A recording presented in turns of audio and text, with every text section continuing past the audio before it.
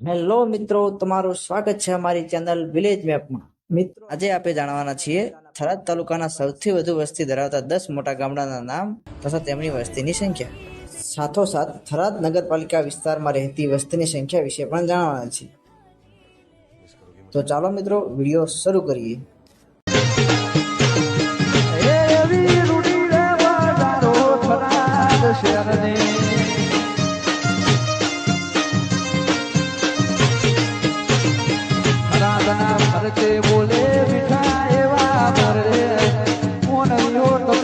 Number 10 પર છે મંડાલ ગામ, જેની વસ્તીની સંખ્યા 3988।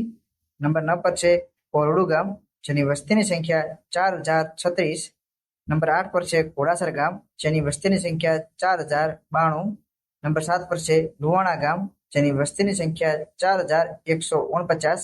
નંબર 6 પર છે જેતડા ગામ, જેની વસ્તીની સંખ્યા 4432। નંબર 5 પર છે નારોલી ગામ, જેની વસ્તીની સંખ્યા 4377। નંબર 4 પર છે પીલુડા ગામ, જેની વસ્તીની સંખ્યા 4725। નંબર 3 પર છે રાહ ગામ, જેની વસ્તીની સંખ્યા 5611।